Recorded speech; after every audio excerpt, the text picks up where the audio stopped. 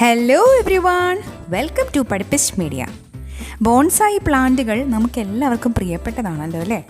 Japan കൾച്ചറിൽ പണ്ടുകാലം മുതലേ നിലനിൽക്കുന്ന ഒരു ടൈപ്പ് ഓഫ് ചെടികളാണ് ബോൺസായി ചെടികൾ. വളരെയധികം പൊക്കം കുറഞ്ഞ രീതിയിൽ പ്രൊപ്പഗേറ്റ് ചെയ്തെടുക്കുന്ന ഒരു ഫോം ഓഫ് കൾട്ടിവേഷൻ, അതാണ് ബോൺസായി. നിങ്ങൾ ഈ ഫിഗറിൽ കാണുന്ന ഈ ഒരു രൂപത്തിനെ നമ്മൾ നീരായി ബോൺസായി എന്നാണ് പറയുന്നത്. അങ്ങനെ പറയാൻ കാരണം എന്താണെന്നറിയോ?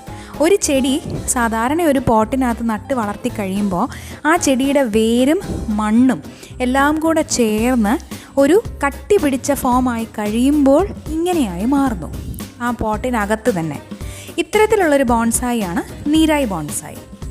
ഇത്തരത്തിലുള്ളൊരു നീരായി ബോൺസായിൽ നിന്നും പ്രചോദനം ഉൾക്കൊണ്ടുകൊണ്ടാണ് ജപ്പാനിൽ തന്നെ കൊക്കഡാമ എന്ന് പറയുന്ന പുതിയൊരു മോഡ് ഓഫ് കൾട്ടിവേഷൻ ആരംഭിച്ചത്. മണ്ണ് കുഴച്ച് ഒരു ഗോള രൂപത്തിലാക്കി അതിനകത്ത് ചെടി നട്ട് മണ്ണിന് പുറമെ പായൽ പറ്റിപ്പിച്ച് പിടിപ്പിക്കുന്ന ഒരു രീതി. ഈ രീതിയാണ് കൊക്കഡാമ എന്ന് അറിയപ്പെടുന്നത്. ഈ രീതി ഇന്ന് നമ്മുടെ നാട്ടിലും വളരെയധികം പ്രശസ്തമായിക്കൊണ്ടിരിക്കുന്നു.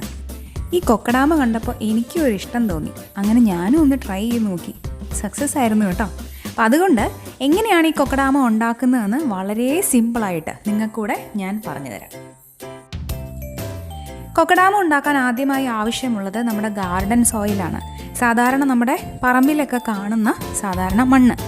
ഈ മണ്ണും ഇതിൻ്റെ കൂടെ ചാണകപ്പൊടിയും കൂടെ ചേർത്ത്, ചിലർ പറയും ചകിരിച്ചോറും ഇതിൻ്റെ കൂടെ ചേർക്കുന്നത് നന്നായിരിക്കുമെന്ന്. പക്ഷേ എൻ്റെ കയ്യിൽ ചകിരിച്ചോറ് നിലവിലില്ലാതിരുന്നത് കൊണ്ട് ഞാൻ അത് ചേർത്തിട്ടില്ല. സാധാരണ ചാണകവും മണ്ണും മാത്രമാണ് ഞാൻ എടുത്തിരിക്കുന്നത്. ഇത് കുറച്ച് വെള്ളവും കൂടെ ചേർത്ത് നമ്മൾ ഉണ്ടയായിട്ട് പിടിക്കുമ്പോൾ ഇരിക്കുന്ന രീതിയിൽ ഒരു കുഴവ് പരുവത്തിലാക്കി എടുക്കുക. എന്നിട്ട് ഞാൻ ഈ ചെയ്യുന്നത് പോലെ ഒന്ന് ഉരുട്ടിയെടുക്കുക. ഇങ്ങനെ ഉരുട്ടിയെടുത്ത ഈ ബോള് നല്ലതുപോലെ ഷേപ്പാക്കിയതിന് ശേഷം നടുവേ ചെറിയൊരു വിടവുണ്ടാക്കി ആ വിടവിൽ നമ്മൾ ഏത് പ്ലാന്റാണോ നടാൻ ഉദ്ദേശിക്കുന്നത്, വേരോടുകൂടിയ ആ പ്ലാന്റ് ഈ ബോളിനകത്ത് ഫിക്സ് ചെയ്യുക. അതായത് ബോളിനകത്തോട്ട് നമ്മൾ ഉണ്ടാക്കിയ വിടവിൽ വെച്ചതിന് ശേഷം ആ മണ്ണ് ഒന്ന് തിരിച്ച് പഴയതുപോലെ ഗോള രൂപത്തിലാക്കി മാറ്റുക.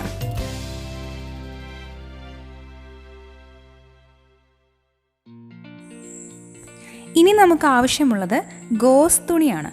നമ്മൾ മെഡിക്കൽ ഷോപ്പിലൊക്കെ പോയി കഴിഞ്ഞാൽ എളുപ്പത്തിൽ കിട്ടുന്ന ഒന്നാണ് ഗോസ് എന്ന് പറയുന്ന ചെറിയ നെറ്റ് രൂപത്തിലുള്ള ഈ പരുവത്തിലുള്ള തുണി, മുറിവുകൾക്കൊക്കെ വെച്ച് കെട്ടുന്ന. ഞാനിവിടെ 3 പീസ് ഗോസ് തുണി എടുത്തിരിക്കുന്നു. ഈ ഓരോ ഗോസ് തുണിയും നമ്മൾ ഉണ്ടാക്കിയിരിക്കുന്ന ആ മണ്ണ് ഗോളത്തിന് ചുറ്റും ജസ്റ്റ് ഒന്ന് പ്രസ് ചെയ്ത് അവിടെ ഒന്ന് ഫിക്സ് ചെയ്ത് കൊടുക്കുക.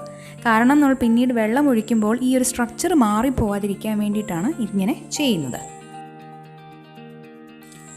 മഴയൊക്കെ പെയ്തിരിക്കുന്ന ഈ ഒരു അവസരത്തിൽ നമ്മുടെ വീടിന് ചുറ്റും സുലഭമായി ഇത്തരത്തിലുള്ള പായലുകൾ നമുക്ക് കാണാൻ സാധിക്കും. ഈ പായലുകളെ നമ്മുടെ വീട്ടിലെല്ലാം ചട്ടുകം കാണുമല്ലോ അല്ലേ? ചട്ടുകം ഇല്ലാന്നുണ്ടെങ്കിൽ ഇതുപോലെ കുറച്ച് ഷാർപ്പ് എഡ്ജുള്ള എന്തെങ്കിലും ഒരു ഫ്ലാറ്റ് സർഫസ് ഉപയോഗിച്ച് അവിടെ ആ പായലുകളെ ചുരണ്ടിയെടുക്കുക. അങ്ങനെ കൊക്കഡാമ പ്രിപ്പറേഷൻ്റെ ഫൈനൽ സ്റ്റെപ്പിലോട്ട് നമ്മൾ എത്തിയിരിക്കുകയാണ്. ഈ മുന്നേ നമ്മൾ ചുരണ്ടിയെടുത്ത ഈ പായൽ പാടകൾ ഓരോന്നായി നമ്മുടെ ഗോളത്തിന് മുകളിൽ വെച്ച് പായലിൻ്റെ അതേ നിറത്തിലുള്ള സാധാരണ നൂല് കൊണ്ട് ഒന്ന് വരിഞ്ഞ് കെട്ടുക. ഒരുപാട് വരിഞ്ഞ് മുറുക്കി കെട്ടേണ്ട ആവശ്യമൊന്നുമില്ല. പക്ഷേ ജസ്റ്റ് അവിടെ ഫിക്സ് ചെയ്ത് വെക്കുന്ന രീതിയിലൊന്ന് കെട്ടിക്കൊടുക്കുക. അതേ കളറിലുള്ള നൂലാവണമെന്ന് മാത്രം. മൊത്തത്തിൽ കംപ്ലീറ്റ് ചെയ്ത കൊക്കഡാമയാണ് നിങ്ങളിവിടെ കാണുന്നത്. കംപ്ലീറ്റ് ചെയ്തതിന് ശേഷം ഒരു സ്പ്രേയർ ഉപയോഗിച്ച് കുറച്ച് വെള്ളം ഈ കൊക്കഡാമയുടെ മുകളിലും ചെടിയുടെ മുകളിലൊക്കെ സ്പ്രേ ചെയ്ത് കൊടുക്കുക. കൊക്കഡാമ വല്ലാതെ ഡ്രൈ ആയെന്ന് തോന്നുമ്പോൾ വീണ്ടും ഇതുപോലെ ഇടയ്ക്കിടയ്ക്ക് ചെയ്യുക. ഈ വീഡിയോ എടുക്കുന്നതിന് മുന്നേ ഞാൻ ഉണ്ടാക്കി പഠിച്ച 2 കൊക്കഡാമകളാണ് നിങ്ങൾ ഈ ഫിഗറിൽ കാണുന്നത്. കാണാൻ തന്നെ എന്ത് രസമല്ലേ? ഇത്തരത്തിലൊരു ബോളൊക്കെ ഉണ്ടാക്കി നമ്മുടെ വീടിൻ്റെ ഫ്രണ്ടിൽ അല്ലെങ്കിൽ വീടിനകത്ത് ഇൻഡോർ പ്ലാന്റ് ഡെക്കറേഷൻ പോലെയൊക്കെ വെച്ച് കഴിഞ്ഞാൽ എന്ത് രസമായിരിക്കും കാണാൻ. നിങ്ങൾക്ക് എല്ലാവർക്കും ട്രൈ ചെയ്യാൻ പറ്റുന്നത് തന്നെയാണ് കൊക്കഡാമകൾ. എനിക്കും ആദ്യം ഡൗട്ടായിരുന്നു എന്നെക്കൊണ്ട് പറ്റുമോ എന്ന്. പക്ഷേ പറ്റിയപ്പോൾ ഞാൻ വളരെയധികം സന്തോഷത്തിലാണ്. അപ്പോൾ ഈ സിമ്പിൾ കൊക്കഡാമ നിങ്ങളെല്ലാവരും ട്രൈ ചെയ്ത് എങ്ങനെയുണ്ട് എന്നുള്ളത് എന്നെ അറിയിക്കുമല്ലോ അല്ലേ? വീണ്ടും മറ്റൊരു വീഡിയോ വരെ നമുക്ക് കാണാം. അതുവരേക്കും ബൈ.